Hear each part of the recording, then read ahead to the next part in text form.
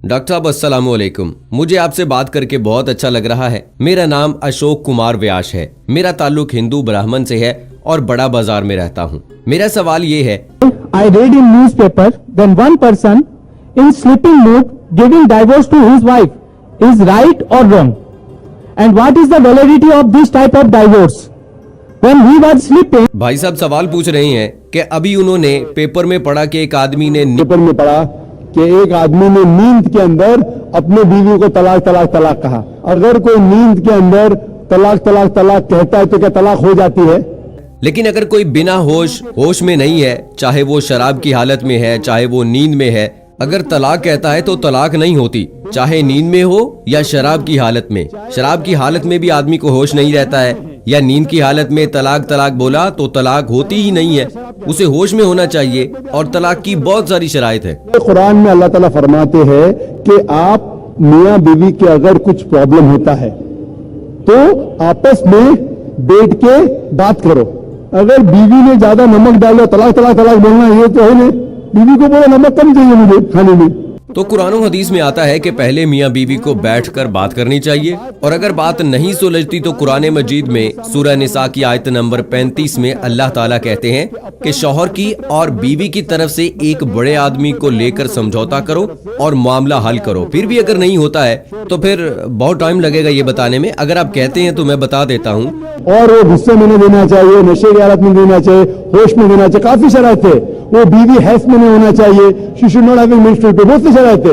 ये शराइत होने के बाद फिर इसका इतना पीरियड है 3 महीने का और काफी प्रोसीजर है। लेकिन आपका मेन सवाल था कि अगर नींद की हालत में तलाक देता है तो तलाक नहीं होती है। मेरा नाम है पी दालिया राव फ्रॉम एपी आंध्र प्रदेश। अच्छा, मेरा सवाल है, एक लड़की का शादी एक लड़का से हुआ, उन लोग 5 भाई आए, लेकिन बड़ा भाई से शादी हुआ। अच्छा, वो मर गया। सेकंड वाले के साथ शादी की, वो भी मर गया। तीसरे से शादी की, वो भी मर गया। सबसे शादी की, आखिर में लड़की भी मर गई। उन लोगों के मरने के बाद ये किसकी बीवी है? भाई साहब आपने जो सवाल किया है, अगर आप बाइबल पढ़ेंगे, बाइबल के अंदर जिक्र आता है, ईसा अलैहिस्सलाम से पूछता है कि अगर एक औरत एक आदमी से शादी करती है, वो मर जाता है, फिर दूसरे आदमी से शादी करती है, वो भी मर जाता है, फिर तीसरे से शादी करती है, वो भी मर जाता है, फिर चौथे पांचवें सबसे करती है, जन्नत में या आखिरत में वो किसकी बीवी होगी? ये सवाल है, बराबर ना? हाँ, इसका जवाब ईसा अलैहिस्सलाम बाइबल में कहते हैं वो फिर से और नहीं मरेंगे।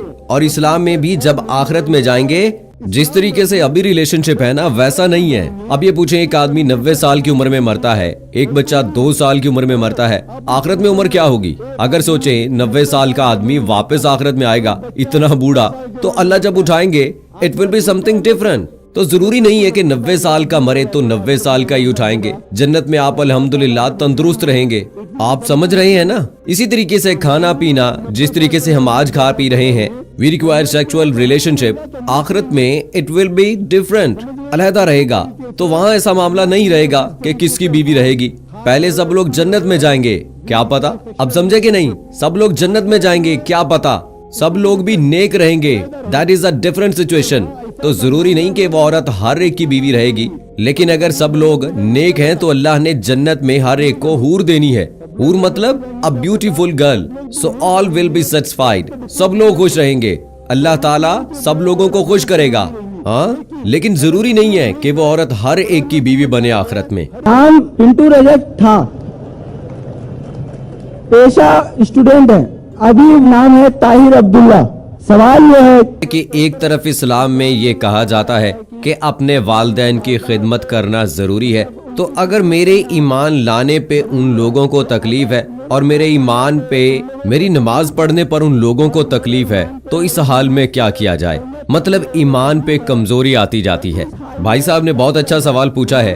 वो कह रहे हैं कि वो पहले हिंदू थे, अब इस्लाम कबूल किया है, अल्हम्दुलिल्लाह। मैं आपको मुबारकबाद पेश करता हूँ, माशाल्लाह। वो कह रहे कि अभी इस्लाम कबूल करने के बाद अगर उसकी माँ या उसके वालिदैन दोनों एतराज करते नमाज के ऊपर, तो भी क्या मुझे उसकी इज्जत करना चाहिए? क्या मुझे उनकी खिदमत करना चाहिए?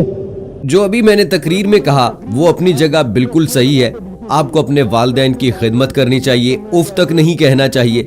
लेकिन कुरान मजीद में जो आयत कोट किया सूरह लुकमान की सूरह नंबर 31 आयत नंबर 14 में कि हमने इंसानों से कहा है कि अपने वालिदैन से हुस्न सलूक करे, और तुम्हारी माँ ने तकलीफ बाद तकलीफ के बाद तुम्हें जना और 2 साल तक दूध पिलाया। उसके फौरन बाद लिखा है, लेकिन अगर आपके वालिदैन आपके साथ जहाद करते हैं, जिद्दोजहद करते हैं, आपको किसी और की इबादत करने के लिए अल्लाह के अलावा, यानी आपको शिर्क करने पर मजबूर करते हैं, तो उनकी बात मत मानो, लेकिन फिर भी इनके साथ हुस्ने सलूक करो। तो कुरान में ये लिखा है कि अपने वालिदैन की इज्जत करो, हुस्ने सलूक करो। लेकिन अगर वो अल्लाह के खिलाफ जाते हैं या अल्लाह के रसूल सल्लल्लाहु अलैहि वसल्लम के खिलाफ जाते हैं, उस वक्त आपको इनकी बात नहीं माननी चाहिए, लेकिन फिर भी उसने सलूक करना चाहिए।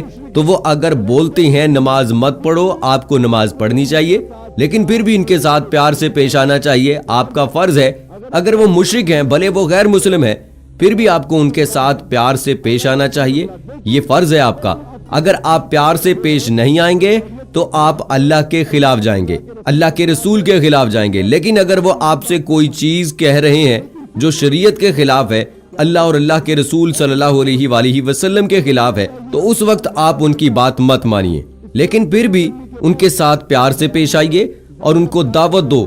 उनको लगना चाहिए कि मेरा बेटा अभी इस्लाम कबूल करने के बाद इतना दयालु है, ज्यादा प्यार कर रहा है, हम उसे टोक रहे हैं फिर भी प्यार करता है, मेरी खिदमत करता है, मेरी देखभाल करता है। इतना मुतासिर होना चाहिए कि वो भी इस्लाम कबूल कर ले। ओके, आपको सवाल का जवाब मिल गया होगा। सो दोस्तों, आपसे गुजारिश है कि अगर आपने अभी तक हमारा चैनल सिरातुल हक सब्सक्राइब नहीं किया है तो अभी सब्सक्राइब करें और साथ में बेल आइकन को जरूर प्रेस करें ताकि लेटेस्ट अपलोड होने वाली हमारी इस्लामी वीडियोस का नोटिफिकेशन आपको बर वक्त मिलता रहे। दोस्तों, कमेंट बॉक्स में अपनी राय का इजहार भी जरूर करें, और अगर कोई ऐसा सवाल आपके ज़हन में है, आप पूछना चाहते हैं, तो कमेंट बॉक्स में लिखिएगा। इंशाअल्लाह आपके सवाल का जवाब आपको मिल जाएगा। मुझे अगली वीडियो तक इजाजत दीजिएगा।